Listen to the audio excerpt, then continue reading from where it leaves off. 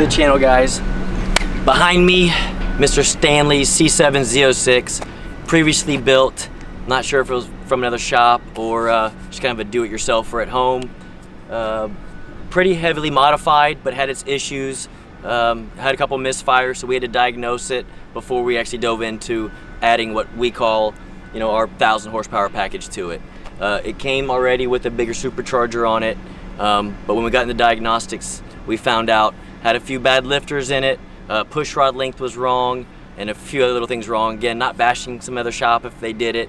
It's just not the right work and the right parts installed on this thing. So once we diagnosed it, we talked to Mr. Stanley, found out what his goals were for the vehicle, as always, and then we decided to move forward with our complete fuel system, get rid of the camshaft that was in it, put our camshaft in it, that way we can look over the whole engine, make sure everything was good, and be able to run straight E85 or 93 octane without having to put meth in it or port injection on it or anything like that. So it still runs on full direct injection without any supplements from methanol or port injection.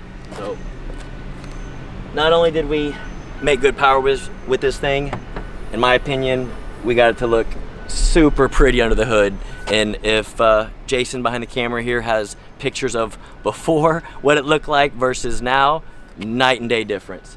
So as y'all can see, it has a 2650 ported by Kong.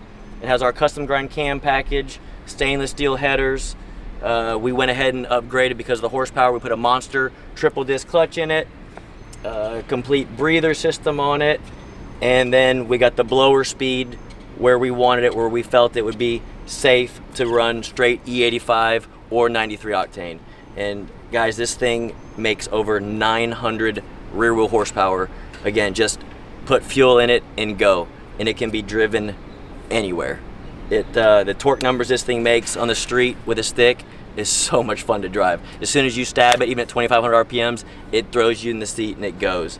But the coil pack relocation on the blower like that, in my opinion, it makes that supercharger just look so big because you're so used to seeing the valve covers here, coil packs on top of it, and it kind of hides the lower half of the supercharger. So doing that super clean, all the lines we run, going to the heat exchanger, little stuff like this to keep our builds clean. And also, you can't see it, but under here, we build a little bracket, see, to hold the breather lines up.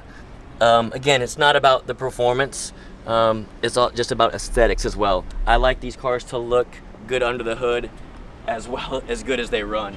And again, the car, for what it came in looking like and running like versus now, Mr. Stanley's gonna have a brand new car when he gets this thing back. So it makes the horsepower over 900 rear wheel horsepower, has a nice Mickey Thompson drag radial on the back of it. It's a little bit smaller than the ones that we run for the Z06s. This one, I believe, yep, it's a 305 3518. We normally run like a 345 18, so he can go a little bit bigger on that, but it's there so he can hook up and go when he wants to.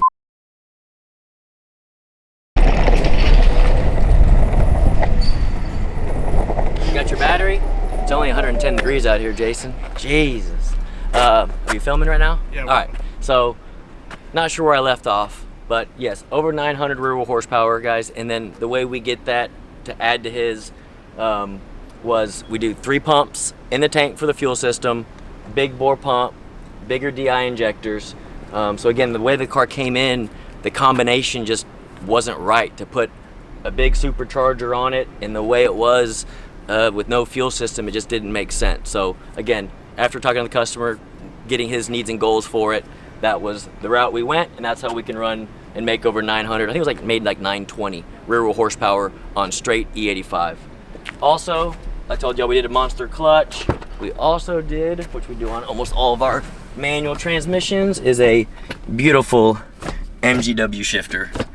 And like I said, guys, this thing driving, even at like 3,000 RPMs and you stab it, the instant torque it makes and how quick it pulls and how hard it pulls, it can get you in trouble pretty quick. I'll tell you. Oh shit, guess who, look behind us.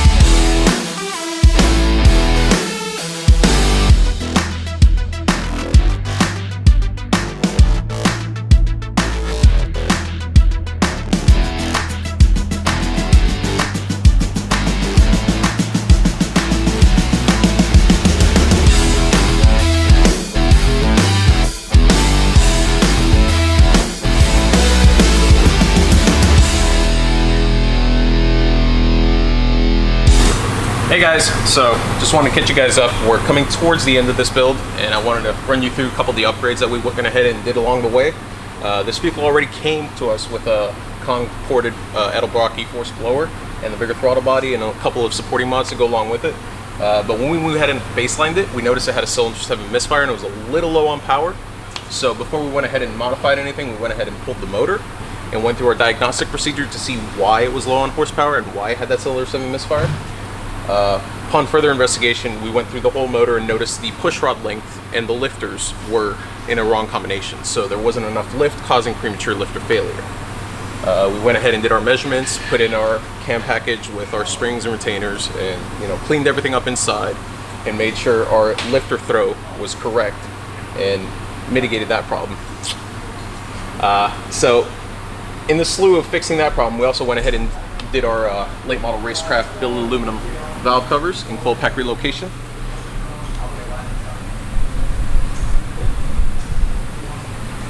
And along with the valve covers, we went ahead and just dressed up the engine bay a little bit. Try to clean it up, as spending all this money on these beautiful valve covers. Go ahead and go that little extra step to make our factory hoses wrapped in our wire loom, and all our lines are single ear bang clamped and done nicely. I went ahead and rerouted all the engine bay wiring below the blower, so that way it looks like there's no wiring going to the motor at all. Everything is hidden behind the firewall here. It's all loomed properly and everything. So I went ahead and extended the harnesses for the cold packs, and I hit them over here in the fender. If you want to follow me, we get our light in here. So we have our 4 cold packs mounted up here, and I've relocated them to the fender. That way they're not in the engine bay and seen. We also mounted our fuel system. This also got a 4 Innovations triple pump system put in. So I hid our fuel pressure regulator, our E85 sensor in the fender here, just to make it all a lot more hidden and in spaces where you can't see it. And then I also put a vacuum block up here for our Hobbs switch. That activates our 3rd pump when we hit, I think it's like 5 or 6 psi boost. It triggers a signal, sends it to the pumps in the back, and turns on the supplying pumps to feed all that fuel when you need it. But yeah, if you want to follow me to the back, we can go ahead and check out our fuel system. This is Jason's tape to let me know, to remind him to record this. But here we have our fuel filter system that leads to our triple pumps inside the tank. We go ahead and do a standalone controller for this and eliminate the whole factory system. That way we have full voltage going to these pumps at all times. We ran the lines through the side skirt and outside of the body, so you don't have that fuel vapor smell inside and you don't have any issues in the future. Ran the wires up and through into the cabin over here. We can check the back end over here where we can see our modules mounted to this nice plate, and all our wires are ran through nice and neatly. Now nice and neatly. And that's about it for the fuel system. We also went ahead and did our MGW shifter inside as well. A little short throw shifter with a nice grippy shift knob as well. Make sure you don't money shift into 2nd or 3rd gear. Yeah, now we're gonna go ahead and put some fuel in it, go ahead and check for leaks, make sure everything's good to go, put all the wheels back on her, and put her on the dyno and see how she does.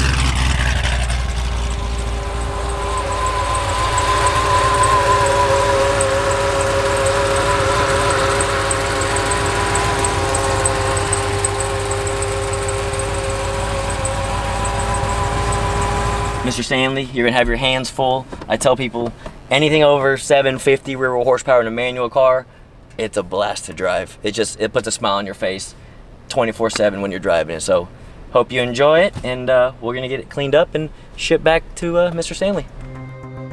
Thanks for watching this video, guys. If you're new to the channel, please hit that subscribe button. Give it a like if you liked it so far.